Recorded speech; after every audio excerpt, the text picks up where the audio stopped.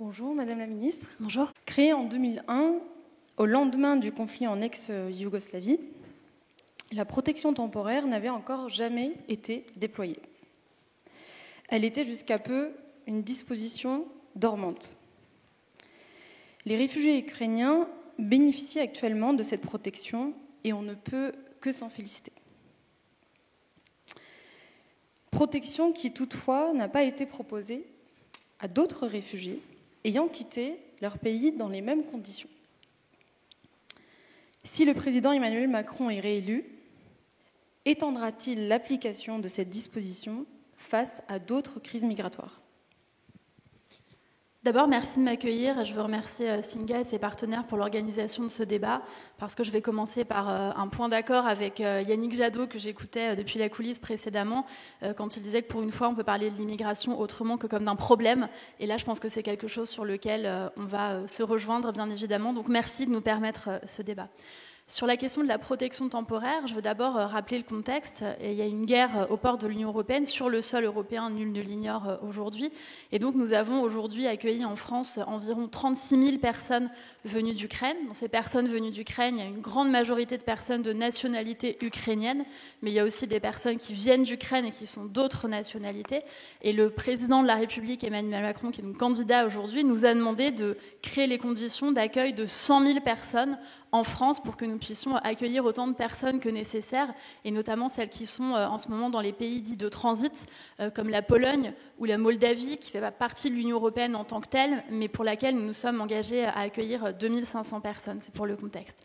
Sur la question juridique et de droit international de la protection temporaire, vous avez tout à fait raison, cette protection, elle préexistait théoriquement, mais elle n'avait jamais été mise en œuvre auparavant. Et donc c'est la France, dans le cadre de la PFUE, sous l'impulsion du ministre de l'Intérieur, qui a proposé qu'on puisse la créer pour mettre en place un droit immédiat pour les Ukrainiens. Alors, il y a deux raisons essentielles pour lesquelles cette protection temporaire existe pour les personnes qui viennent d'Ukraine en particulier, et raisons pour lesquelles on a souhaité faire en sorte que ces personnes ne passent pas par le schéma habituel de demande d'asile. Je sais que je parle à un public expert, et donc je pense que vous comprendrez ce que je dis avec les sigles, et si ce n'est pas le cas, je les préciserai, mais je pense que tout le monde les connaît bien, au moins aussi bien, voire mieux que moi.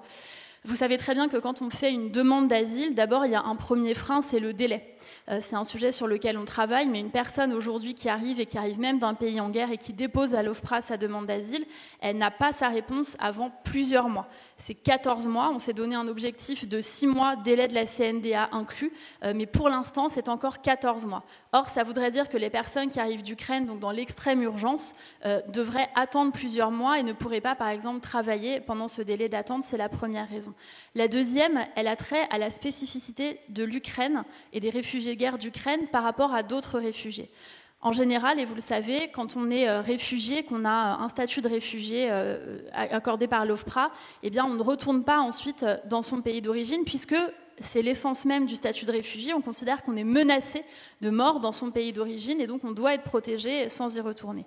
Or, toutes les personnes qui arrivent d'Ukraine, la première chose qu'elles nous disent, c'est « on ne va pas rester longtemps ». Et je suis allée des dizaines de fois à la rencontre de ces personnes avec certaines associations que je vois qui sont présentes aujourd'hui, à la fois dans les aéroports, dans les gares, mais aussi avec le président de la République dans le Maine-et-Loire, avec le Premier ministre à Nice. À chaque fois qu'on leur pose la question, grâce aux interprètes que je remercie, elles nous disent toujours « nous, on veut retourner en Ukraine parce qu'on pense que la guerre ne va pas durer longtemps et qu'on veut retourner reconstruire notre pays ». Alors bien évidemment, nous, on n'a aucune indication sur la durée de cette guerre, mais il faut entendre ce que nous disent ces personnes et leur désir de retourner en Ukraine dès lors que ce sera possible. Et c'est pour ça également que ce statut de protection temporaire existe. Enfin, un petit mot rapide, si j'ai encore une petite minute peut-être, pour détailler les droits affiliés à cette protection temporaire qui me semble extrêmement important parce qu'ils font partie de la dignité de l'accueil qu'on accorde à ces personnes. D'abord, il y a des droits qui sont quasi similaires aux droits d'une personne qui a obtenu l'asile. Je pense par exemple au fait d'avoir une carte ADA avec l'allocation de demandeur d'asile qui est délivrée immédiatement. C'est pour ça qu'on a fait ces grands hubs, entre guillemets, ces grands points d'accueil. Et je remercie là aussi, encore une fois, les associations qui sont mobilisées, que ce soit par exemple Porte de Versailles à Paris ou à Nice. Dans ces points d'accueil, une personne qui arrive d'Ukraine, elle rentre et elle a tout au même endroit. l'accueil pour les enfants, par exemple, mais aussi la délivrance de la protection temporaire par les agents de la préfecture dans un délai d'un petit quart d'heure. Et ensuite, elle se voit remettre sa carte ADA par l'OFII, c'est extrêmement important. Ensuite, cette protection temporaire, elle vaut droit au travail immédiat. Et ça, c'est une autre particularité. Ça veut dire que dès lors qu'on a ce certificat de protection temporaire, on peut d'ores et déjà travailler.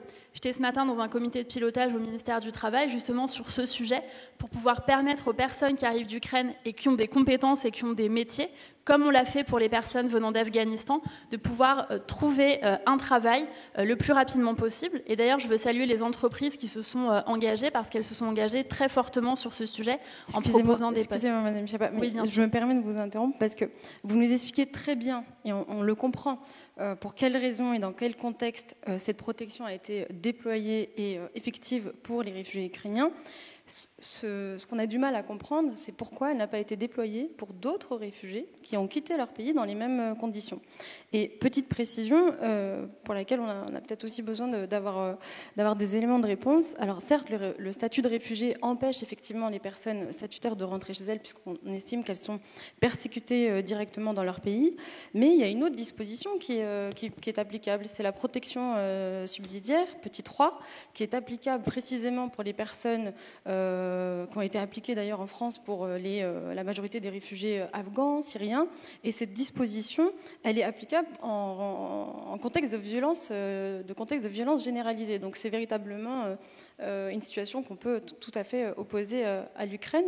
Donc on voudrait juste avoir des éléments de réponse sur la raison pour laquelle cette disposition particulière n'a pas été également déployée pour ces réfugiés qui ont quitté leur pays dans ce même contexte de violence.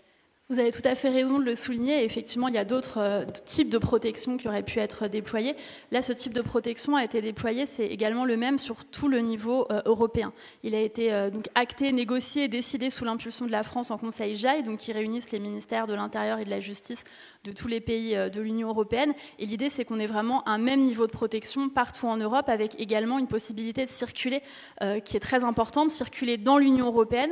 Je le précise parce que parfois on me dit, mais où est-ce que vous allez envoyer les personnes venant d'Ukraine? On les envoie nulle part. Ce sont des personnes libres et éclairées qui vont où elles veulent et qui ont bien sûr cette liberté de circuler. Et pour répondre très précisément à votre question sur le fait de proposer cette protection temporaire pour d'autres cas, on ne l'exclut absolument pas, dans la mesure où le contexte géopolitique est en évolution permanente. Nul ne sait ce qu'il en sera de cette guerre actuellement en Ukraine.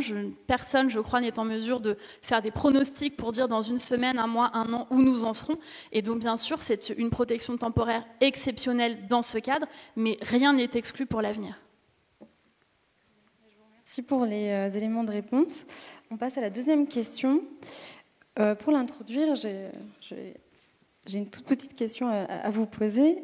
Connaissez-vous votre homologue au gouvernement fédéral allemand ? Alors, on s'est déjà rencontrés, mais on ne se connaît pas personnellement, on n'est pas intime. Je ne sais pas quel est le sens de la question. Vous vous souvenez de son nom ? Non ? Donc, il s'agit de Rim Alabali Radovan, qui est une ancienne réfugiée irakienne. Elle est actuellement la ministre d'État chargée de l'intégration. Et il se trouve qu'elle a également été nommée déléguée au gouvernement à la lutte contre le racisme. Elle travaille donc à développer, sur le plan national, une nouvelle stratégie d'inclusion et de diversité qui passe par une lutte intransigeante contre le racisme, qui est bien souvent un obstacle assez important au dispositif d'accueil. En France, à l'heure où 47% des Français sont favorables à la fermeture des frontières aux réfugiés, plus 5 points en 2 ans, et où près de 70% des Français trouvent qu'il y a trop d'immigrés en France, quelles seront vos actions concrètes permettant, à l'instar de l'Allemagne, d'allier lutte contre le racisme et accueil apaisé des réfugiés? Merci pour la question. D'abord, je veux préciser, chacun le sait, mais qu'en Allemagne, c'est un gouvernement fédéral et donc avec une organisation différente. C'est vrai que nous, on a une ministre déléguée qui est chargée notamment de l'asile en ma personne, mais vous avez également, par exemple, une DILCRA, qui est une administration que chacun connaît ici, j'imagine, parce qu'elle finance aussi beaucoup d'associations, qui est Sophie Élyséon, qui est une déléguée interministérielle qui a la charge justement de lutter contre le racisme, l'antisémitisme, l'homophobie et toute forme de discrimination. Et puis puis nous, on a aussi en France la particularité du défenseur des droits, qui permet justement aussi d'être saisi et qui est autonome et indépendant, qui est une autorité administrative indépendante et qui permet justement d'être indépendante de toute politique menée par le gouvernement, et y compris d'être critique vis-à-vis du gouvernement si c'est nécessaire, bien que ce soit un organe d'État. Et donc pour répondre à votre question, c'est vrai qu'il y a ces sondages qui nous donnent ces chiffres. Moi, je vois aussi des sondages qui nous ont donné des chiffres très encourageants au moment de l'Ukraine, mais aussi au moment de l'Afghanistan. Parce que parfois, on nous dit les Français sont d'accord pour accueillir les personnes venant d'Ukraine parce que ce sont des Européens, etc. On avait les mêmes chiffres pour l'Afghanistan, avec un taux d'acceptation, si je puis utiliser ce terme, de la population française très élevé sur l'accueil des personnes venant d'Afghanistan.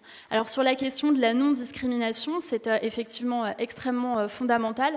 C'est pour ça que le président de la République, Emmanuel Macron, en tant que candidat, a annoncé qu'il souhaitait lancer des grandes opérations de testing dans les entreprises, avec le plus grand testing qu'on ait jamais organisé, pour mettre au jour ces discriminations d'une part, et d'autre part agir fermement sur le logement, en faisant en sorte que chaque personne qui cherche un logement puisse bénéficier d'une caution, y compris si cette personne n'est pas de nationalité française, y compris si cette personne est réfugiée, et que donc elle puisse avoir accès à ce droit. Mais j'arrête ma phrase parce que je vois que vous voulez relancer. Je vous laisse terminer.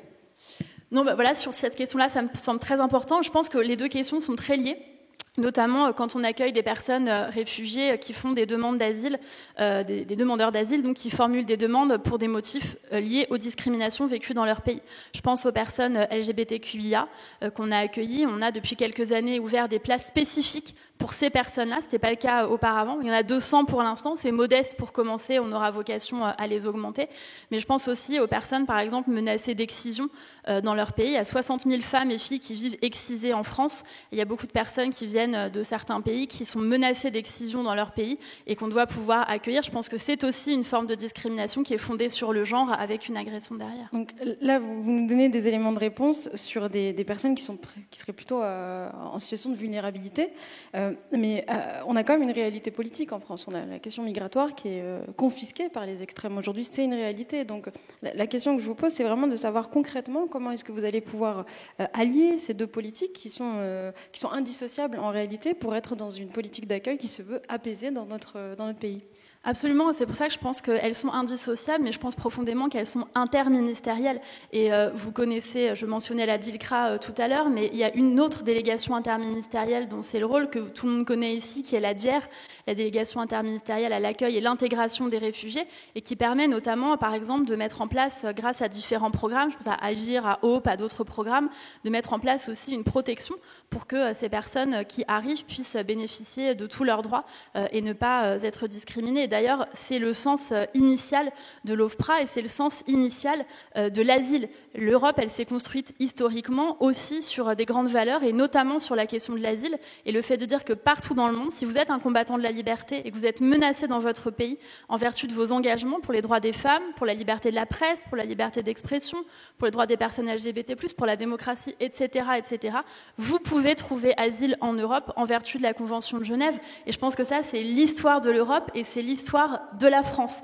Et je pense que ça, quelle que soit la manière dont l'extrême droite veut faire du révisionnisme historique, on ne peut pas le nier puisque c'est sur cela que notre histoire s'est fondée.